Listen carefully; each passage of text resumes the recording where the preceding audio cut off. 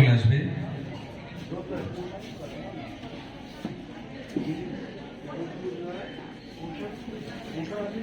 মাননীয় শিক্ষক অভিজিৎ ঘোষ মহাশয় পুরস্কার তুলে দিচ্ছেন।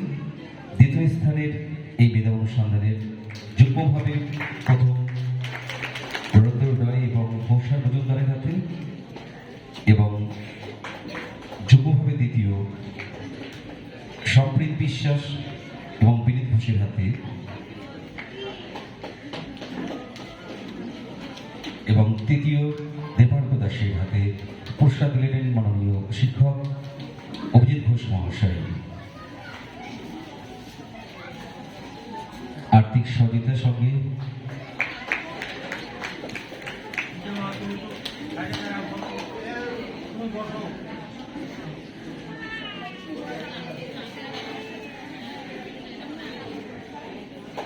বই এবং একটি ব্যাগ দেওয়া হলো এবং একবার জোরে হাত তুলে দেবেন। এইভাবে এদেরকে আমরা উৎসাহিত করব।